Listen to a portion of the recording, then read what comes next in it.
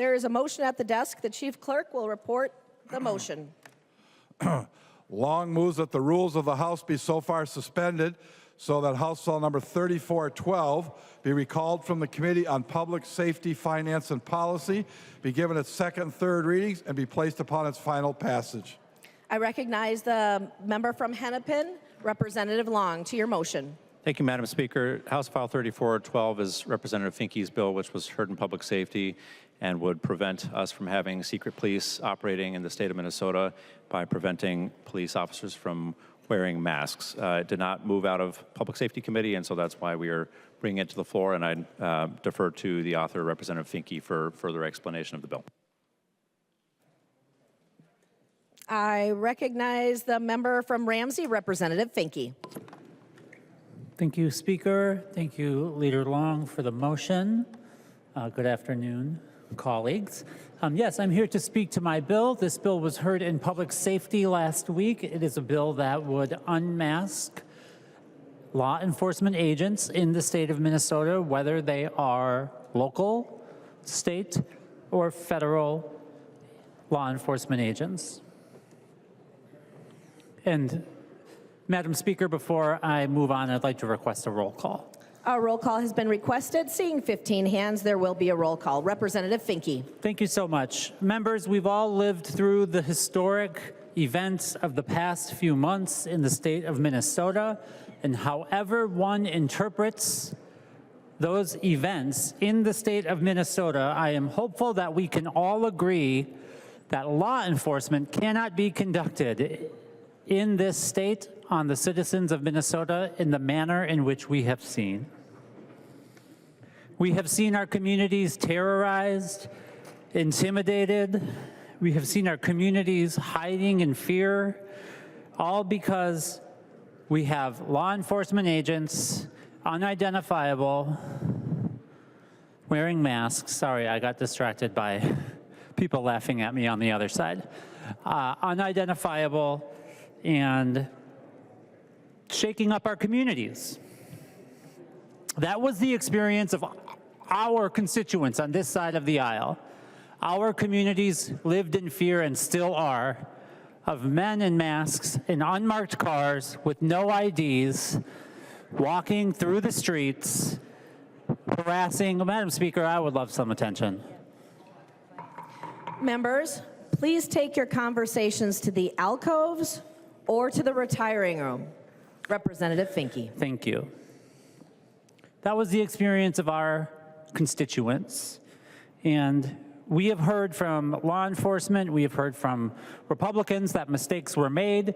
We know viscerally that this is not the way we should be conducting law enforcement. Law enforcement is about public trust, and we have lost the public trust when we are wearing masks. So just a few points about the bill. One, things that you will hear. We do not have the authority to do this in the state of Minnesota. That is incorrect. Minnesota does have the power to regulate in its own state as long as it is regulating all governments equally. It is currently illegal in the state of Minnesota for local and state level law enforcement to wear masks on duty. Many people don't realize this, but you cannot wear a mask and perform your duty with certain exceptions that are marked in the bill. And we are simply saying federal agents have to follow this law as well. As long as all governments are equally governed, we are safe, and two, we are not interfering with essential duties. It is not an essential duty of law enforcement to wear a mask while terrorizing our communities. In fact, I would say if they didn't wear masks, they would not be. Second, law enforcement is about the public trust. Others here will talk more about that tonight. But masked men in unmarked cars with no badges and no IDs, approaching homes, taking children, taking husbands, taking wives, there is no public trust in this. And I don't know about all of you on the other side, but I have had men in trucks harass me and abuse me and beat me up. And the idea that a masked man in a truck is going to approach my house and I will give him some sort of public trust, It is not acceptable. It is not acceptable for us to accept this. These are people, these are strangers taking family members from their families, and we must trust that they are doing this for public good. We all know that is untenable. Finally, I want us to remember that no law enforcement agency in America, anywhere, state, local, federal, anywhere, is allowed to wear a mask while performing law enforcement duties, with apparently one exception, and that is DHS, ICE, Customs and Border Patrol, and the DHS investigations teams. They are wearing masks. The only enforcement agency in America that we tolerate wearing masks are there to enforce the law against immigrants. And we really should sit with ourselves and with our country and understand why we think as long as you are enforcing the law against immigrants, we will allow you to behave in this manner. There are studies that show masks equal greater violence. Anonymity brings violence. You are all on the internet. We all know what that means. We also know that because of the lies being told by so many in the federal administration, this was not about targeting the worst of the worst. They are sending masked agents in response to fraud, which is not an immigration problem. We know what this is about. It is about power, and power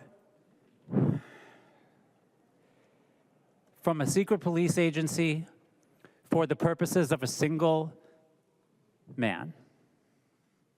We have all watched ICE and CPB these past few months. We have seen harassment and assault, broken windows, racism, racial targeting, misogyny, anti-LGBT violence. We've seen children abducted, deported in the middle of the night. We've heard of teen girls now being forced to sleep in hotel rooms with their abductors. And we have seen 2 Americans, Renee Good and Alex Preddy, killed. All in the name of our immigration enforcement, all done by men in masks. So why this agency? Why will we tolerate this? Mankato just decided this morning, in fact, that they will not tolerate this. Law enforcement agents around the state understand we cannot tolerate this. You cannot run a society behind a mask. In Minnesota, everyone said no to masks and secret police. Everyone, except elected Republicans. It is not too late to join us. Let's ban masks on our federal agents. I recognize the member from Sherburne, Representative Novotny. Thank you, Madam Speaker, and thank you for bringing this bill forward, Representative Finke. I will just have to disagree with you on the needs and what is good for the state. We have made substantial changes into the identification of police officers and how they should be able to have ID and badge numbers available in the bills that we have coming forward. I find it interesting that we have a bill that, and you actually did at some point testify to the bill as it pertains as a bigger part of everything else that you testified to. But what you want is you want protesters or people that are rioting to be able to wear a mask, and they want to be able to wear a gas mask so that they can't be gas masked. As I said in committee, it's not a well-written bill. It doesn't make a lot of sense, and I urge the members to vote no. I recognize the member from Ramsey, Representative Curran. Thank you, Speaker, and thank you for the discussion, members. Today I rise in support of this motion and hope to appeal to the humanity in the room and hope to appeal to some of the very real and important conversations we've had in committees outside of kind of the political theater that happens here. I think we really have connected on some values, and I hope that we can continue that today. We have almost 11,000 licensed peace officers in the state of Minnesota. And every day that we all have the privilege of coming here to serve in this building, walking these halls, I think it's most of our experience that we smile at the humans who are here to protect us and thank them for the role that they provide to us all here. And I want to talk a little bit about that. Folks who are licensed peace officers and folks who do other roles in the community to help others, if you've served in one of those roles, you know that this isn't just a job. It's a calling. And that's a calling from your heart. It's a calling to protect the people in your community. It's a calling to serve people in their greatest times of need. It's a calling to make positive differences in the lives of people experiencing crisis, people that we all rely on to get through our days on our path to be good and healthy humans. That's what we all want. Some people do this as doctors or nurses. Some people do this as paramedics or firefighters. Some people do this as educators, as social workers, or as therapists. And some people do this as peace officers. And not only are they tasked, as many of you know, with a lot of the responsibilities of the other jobs that I just listed, but they also enforce the law, and they're also in place to maintain public peace.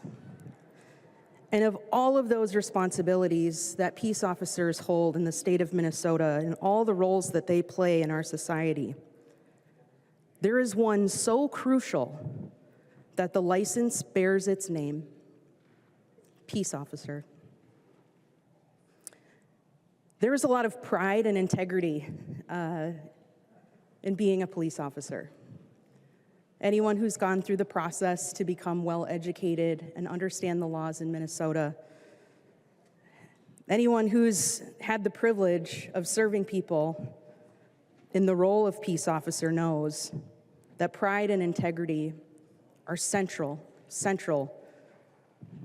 to having this duty.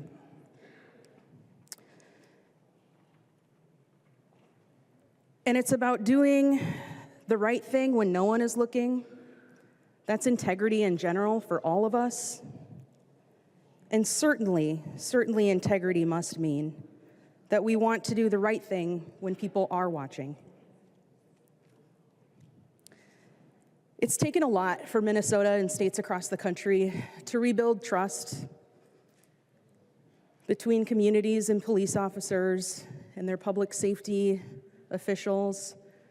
There have been a lot of things that have happened over the course of the United States history that have given us opportunities to repair those relationships. And what I can tell you from my own community and what I've seen across the state of Minnesota is that we have worked really, really hard to regain trust. And sometimes, as we all know, when something happens, not just in Minneapolis, but in Texas, in Washington, D.C., these things affect how our peace officers are seen and interpreted in the state of Minnesota. We've all done incredible work to make sure that we have good relationships. I'm reminded of a call that I took to help a survivor of domestic abuse. At the end of the delicate investigatory conversation, after offering community resources and follow-up steps, I asked if there was anything else that she needed. And she did. It was a hug.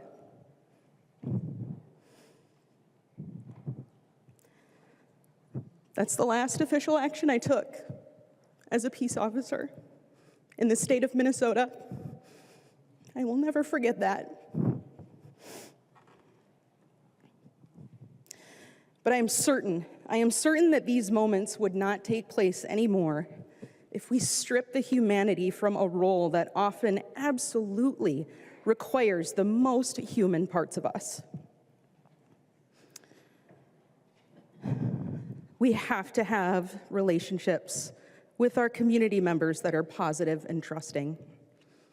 I know that as a representative now, I have worked very hard to ensure that my own community hasn't lost trust in the departments that serve us, offering insight and reassurance to community members on a daily basis that the federal activity does not reflect the values and practices of those locally who are protecting us, those who are well-trained, professional, licensed peace officers in the state of Minnesota. And I can tell you that this is not a messaging bill. This is not about political theater. This is not an attempt to force the arrest of federal agents by local and state authorities in the streets, the way it may have been painted. In fact, physical arrests, as many of you know, aren't necessary for all misdemeanor, and in these cases, it would absolutely be appropriate to issue a summons or court order for this misdemeanor, as often is done. No, this is about preserving trust and delivering public safety services with honesty and integrity in the state of Minnesota. Whether one agrees with the purpose of federal actions that have taken place here, whether or not one believes the stories people have told as seen by their own eyes, one truth exists. Anonymity erodes trust. It promotes fear. It desensitizes children, vulnerable adults, and all of us really to the dangers of masked, unidentified people invading our spaces, demanding information, and just getting into their vehicle with the expectation that we ask no questions and that no information we want to provide, will improve the situation in any way. This is not normal.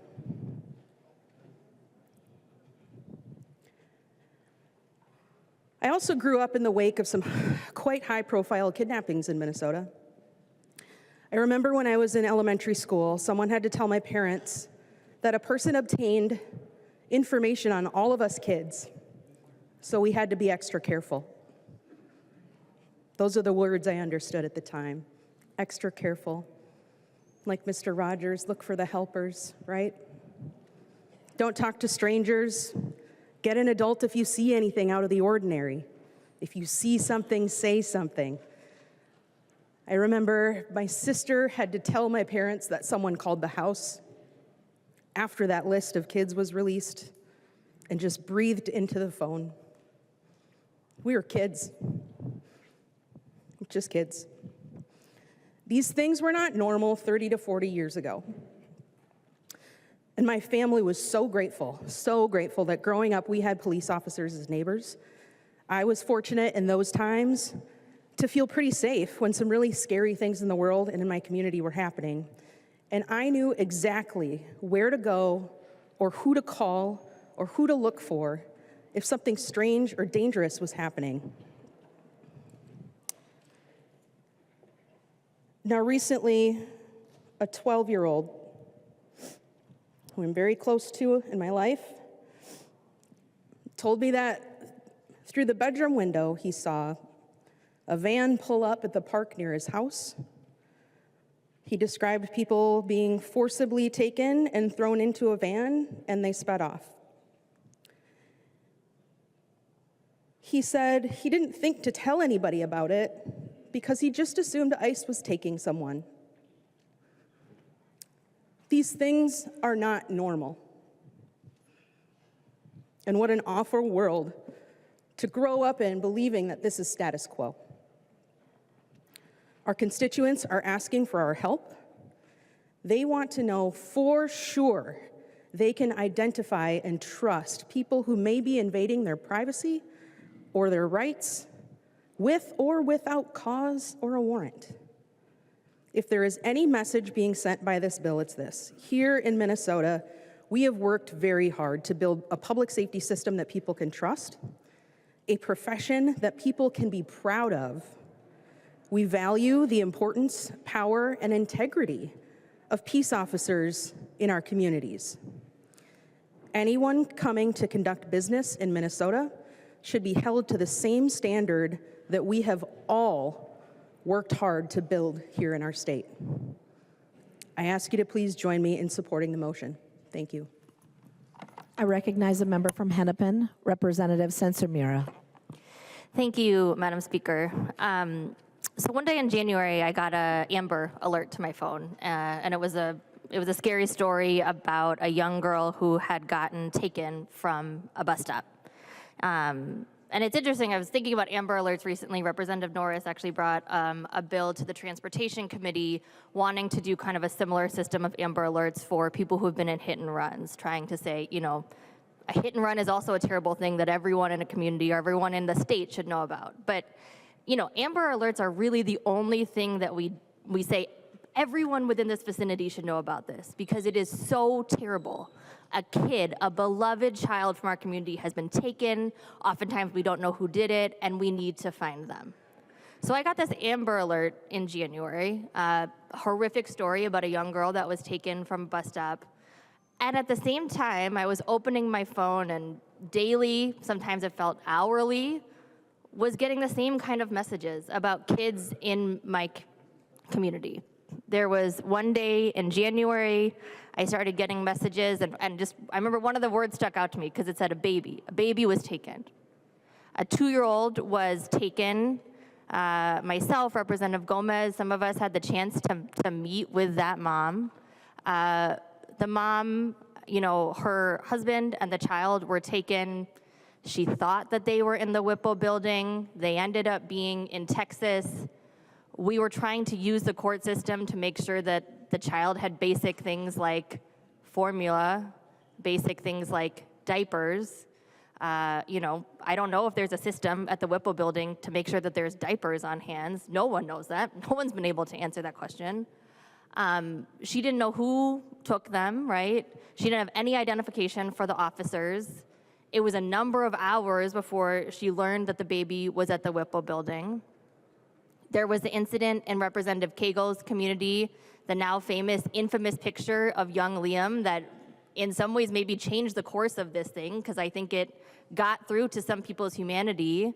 That picture of the boy in the hat, which I'm sure we all know, I think for some people it was like, yeah, this is a line too far. A child, a 5-year-old, was taken from the bus stop. We didn't send out an Amber Alert. But that child was taken. That child was taken to Texas. There was then another infamous picture of him about a week later, looking sick, looking ill.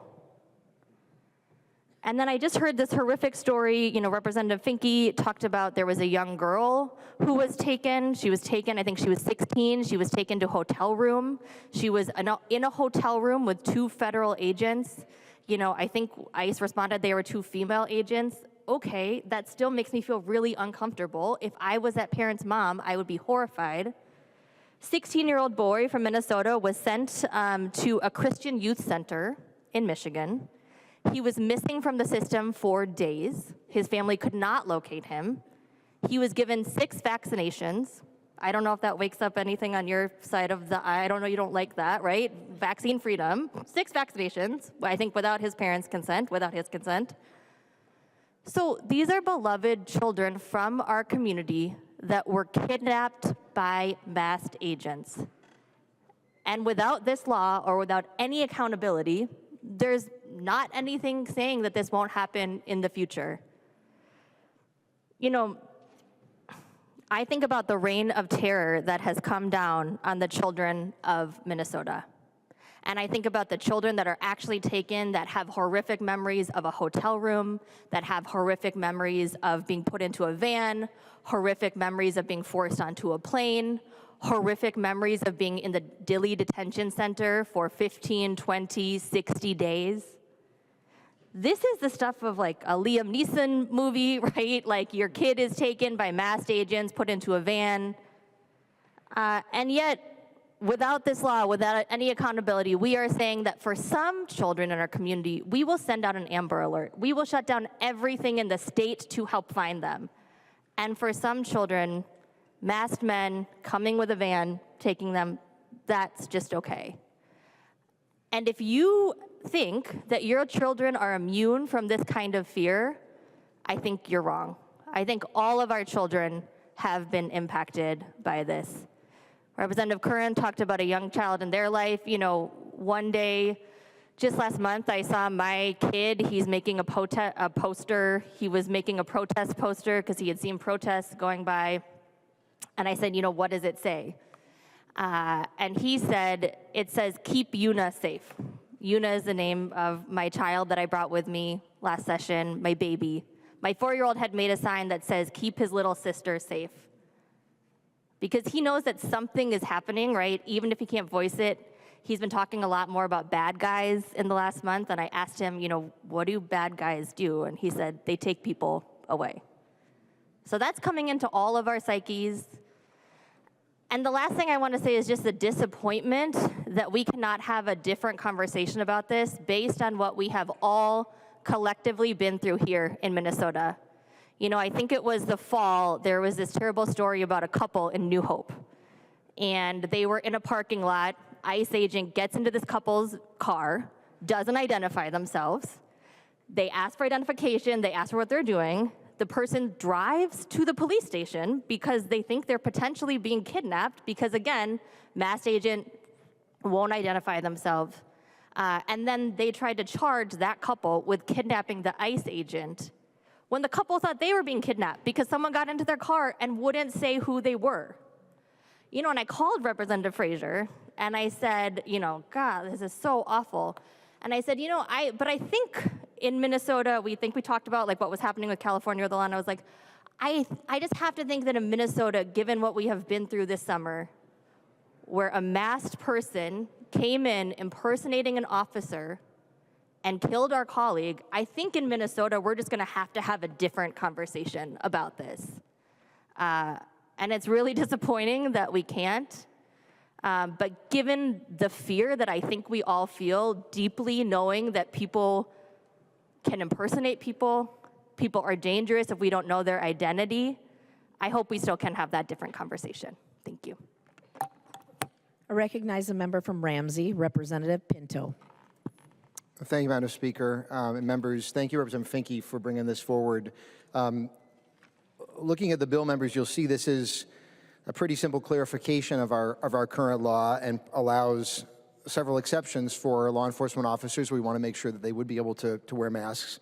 I think you're where I work with many officers, and I work outside the legislature.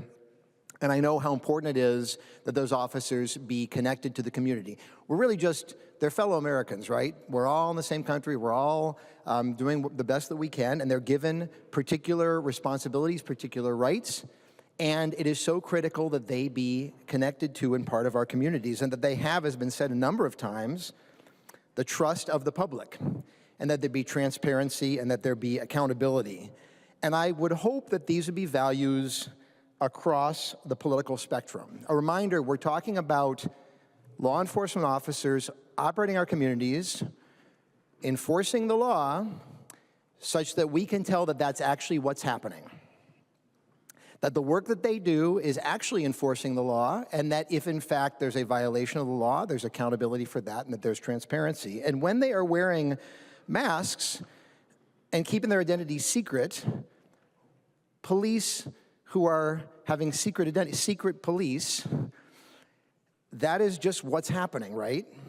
When police are, when folks who are holding themselves out as law enforcement officers are wearing masks, hiding their identities, that's secret police. And I would hope that there would be a revulsion across the political spectrum to that term. And in fact, I know through the years that there has been that revulsion. Now, this is good timing in a way. There's recently announced a Freedom Caucus in the legislature. I ask if I can, Representative Roach, I wonder if you'd be willing to yield to a question at this time.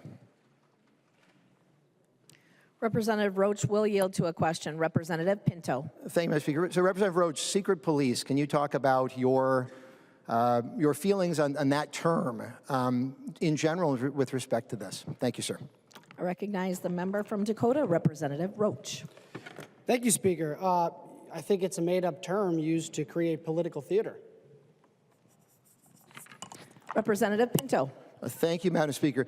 So Representative Roach, can you expand? So does that term have you have no concerns and have had no concerns in your life and otherwise about the idea of there being possibly secret police at all? Are you asking Representative DeRoche to yield? And I'm indeed continue to ask you to yield, sir. Representative Roach will continue to yield. Representative Roach. Thank you, Speaker. No, I've had no fear in my life of the term that you use. No, not at all. Representative Pinto. Your mic is not working, Representative Pinto.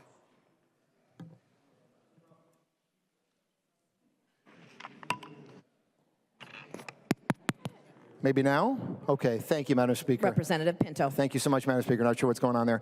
I'll ask Representative Roach to continue to yield, if he will. Representative Roach will continue to yield. Okay. Representative Pinto. Thank you so much. Representative Roach, how do you feel about law enforcement officers hiding their identities as they interact with the public? Representative Roach. Well, I think in the context that you're bringing this is you guys are specifically bringing this in context to ICE. And as many of us recognize, ICE is dealing with the most dangerous criminals that we have in our society.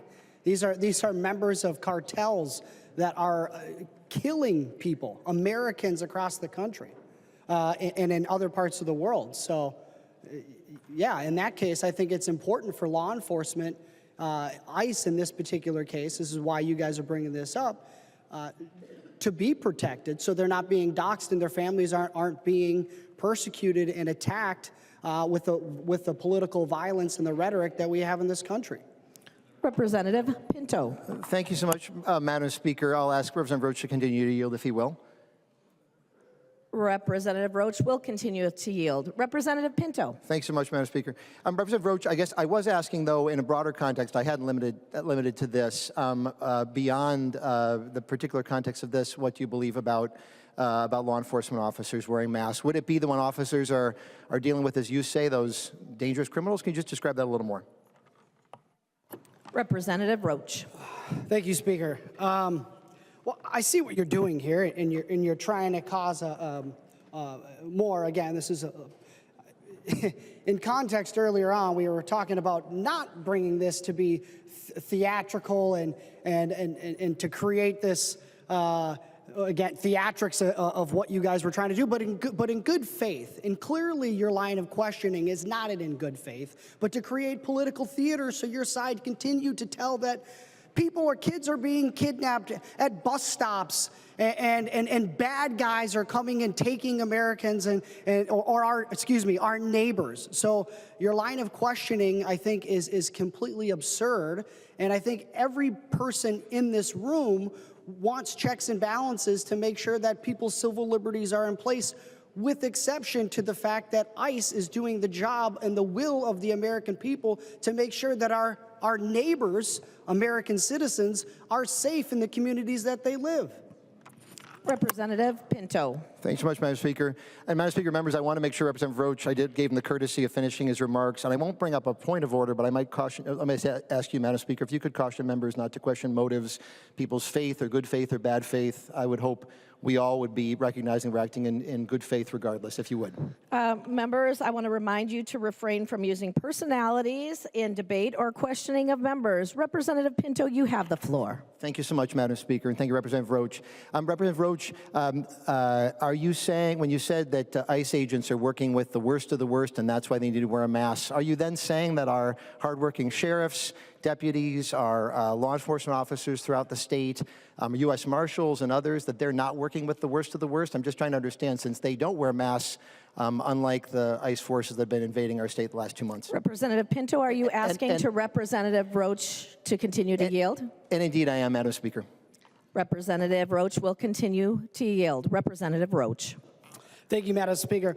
Well, I would say that if the new norm is going to be doxing law enforcement officers and following them where they go, we might have to get to a point where law enforcement has to be protected and wear masks, because it clearly looks like they are dealing with some of the most violent individuals. So as of right now, it's ICE is dealing with some of those very, very dangerous people. But as these organization and criminal enterprises continue to organize and become more structured, we may have to get to that point, which is a sad state in our country.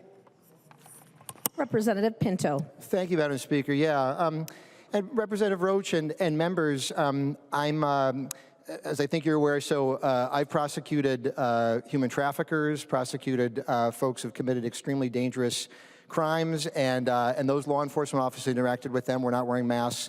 On the flip side, it's hard for me to square your description, Representative Roach, of the kind of individuals ICE agents interacting with the 5-year-old Liam that was referenced by Representative Sensimura, with the folks who are not just undocumented with perhaps criminal records, undocumented without criminal records, folks with legal status in our society, and U.S. citizens observing from a distance in many cases. Members, it's hard for me to square that thinking and that description.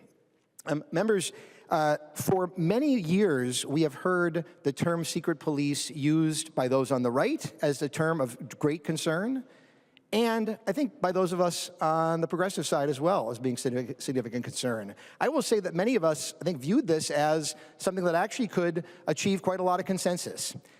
There's sort of nothing more un-American than having a coercive authority show up, not be transparent, not be accountable, have it be there's no way where your family knows where to get any recourse if somebody violates your rights. How could you possibly do that because you can't identify who the person is? Nothing more un-American than that. And for my colleagues who speak very often and very reverently about the Constitution, as well you should, as my colleagues do as well, what more unconstitutional could there be than police that are secret police, and that's exactly what this bill is going for. Members, police need to have the trust of the communities that they serve. The law enforcement officers that I work with do that, and those that we all work with around the state do that as well. When there's an authority that is coming in that is blocking its identity in the way that the ICE agents have, we know that that is un-American, that is unacceptable. Members, this is a clear clarification of our statutes. Thank you, Representative Finke, for advancing it. And if now is not the time to advance this, I don't understand when it possibly could be when we've experienced what we have in the state the last couple months. Unlike what Representative Roach said, I haven't heard this from any other officers around the state saying, oh, we think that we need this. And in fact, if you look at the exceptions of Representative Finke's bill, if it was needed, the exceptions are right in the bill. Instead, by voting this down, as happened in committee, and I certainly hope does not happen here, what we're doing is we are giving license to say, come on into our communities and do so in secrecy. And God forbid when that happens to someone who is voting against this, we need to stand together as Americans against violations of our rights. Vote in favor of 3412. Thank you, Madam Speaker. I recognize the member from Hennepin, Representative Joachim. Thank you, Madam Chair. And actually, could I ask Representative Finke to yield? Representative Finke will yield. Representative Joachim. Yeah, so it's been a while since I've been a committee administrator in Judiciary and Public Safety in the other body. So I'm reading this and I'm kind of confused by some of the objections on the other side. Representative Finke, in Section A, could you explain, it looks like there's some exemptions, and I heard gas masks question. Could you explain the exemption on that, please? Representative Finke. Thank you, Madam Speaker. Thank you, Representative. Yes, we do have an exception for wearing a gas mask in the line of duty. If you need to wear a gas mask, I actually think it's worth noting, because Chair Novotny brought this up in committee as well, that we actually are adding that to the bill. It was not in the bill before, and we wanted to make sure you can see that the additional text puts an exemption for gas masks for multiple reasons into the bill. So I'm not sure exactly about that, that one either. Thank you. Representative Joachim. Thank you, Madam Speaker. Will Representative Finke continue to yield? Representative Finke will continue to yield. Representative Joachim. Thank you. And then I got confused too, because under B, Section 1 offers some exemption, especially around if the officer's identity is necessary to preserve the integrity of the investigation or the officer's safety. And then also the exemptions for tactical response teamwork. Could you please maybe clarify for me again? Representative Finke. Thank you, Madam Speaker. Representative Joachim. This is a very short bill. It is doing something very clear, and it is written actually over months of work. Again, I didn't want to have to come back to this from committee, but this came up in committee too. I've actually been working with nonpartisan on this bill since last summer. This is not a slapdash bill. I do believe, as you heard from my colleagues, that the exceptions in this bill are necessary, but the obvious intent of the bill comes from the horrors that we have seen in the state of Minnesota. Clear horrors behind masks. Clear horrors of impersonating an officer. I am almost sure, and in the future we will find this out, that people in the state of Minnesota put on masks, pretended to be officers of the federal government, and tormented their neighbors. We will find out in the future, but we should make sure this very short bill is asking to make sure that nothing like what we have seen happens again. Thank you, Representative Joachim. Representative Joachim. Thank you, Madam Speaker. I just want to thank Representative Finke for the clarification. I don't sit on public safety, so didn't have the opportunity to go back and look at the tape, but it seems like you have covered all the bases. Thank you. I recognize the member from Ramsey, Representative Perez-Vega. Thank you, Madam Speaker. Will Representative Erica Schwartz yield for a question? She will not yield. Representative Perez-Vega. Fair enough.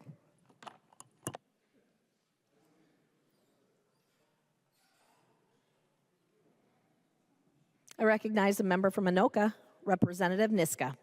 Thank you, Madam Speaker and members. We don't need to belabor the political theater. We all know that nothing of any legal effect is going to happen from this. And no one's fooled by the party of defund, demonize, and dox, that suddenly you're in support of law enforcement. And we know why this is necessary. I was actually at the body that has the power to regulate this in the U.S. Senate when, in a Senate hearing, when the leader of ICE, the head of ICE said, I'd love for my agents not to have to mask, but the reason they have to mask is because they face an 8,000% increase in death threats because of the party of demonize, defund, and dox. So that's what's going on. First of all, they can regulate it, we can't. So let's stop pretending like this is anything other than political theater that's happening here. But no one's fooled by your gaslighting, by pretending like you're not the party of demonize, defund, and dox. And so stop doing that if you don't want ICE officials, federal law enforcement, to feel threatened.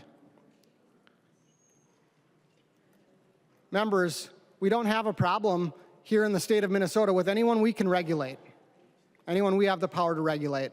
There's no point in this bill other than theater. Members, vote no.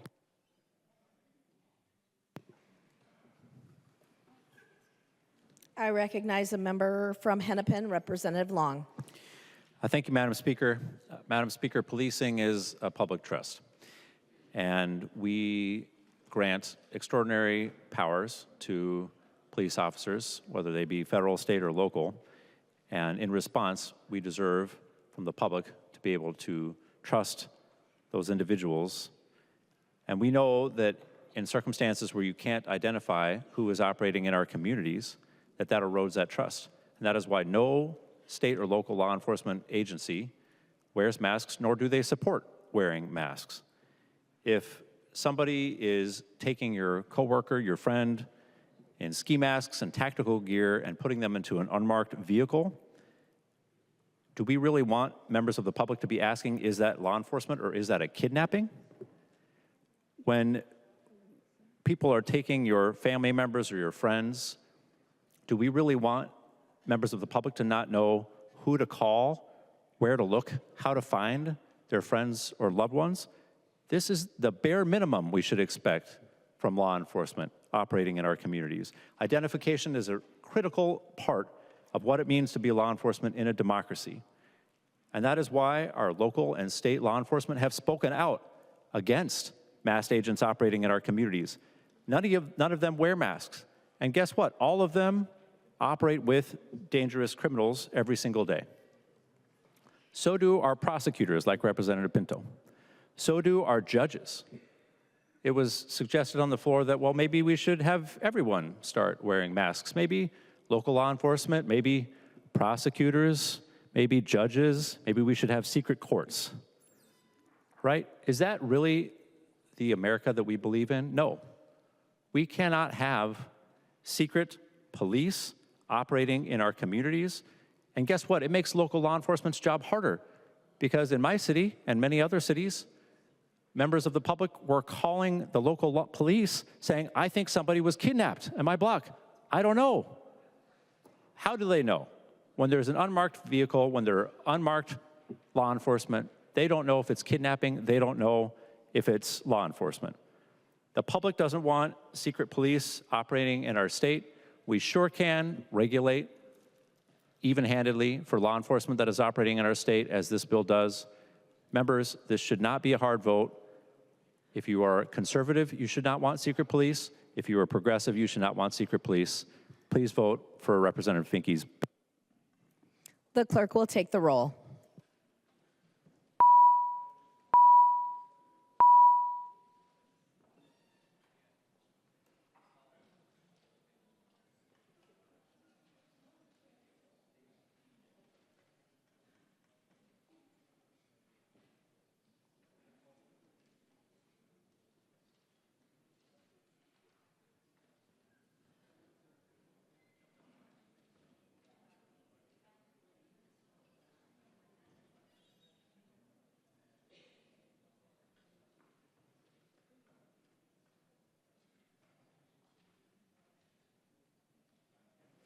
The clerk will close the roll.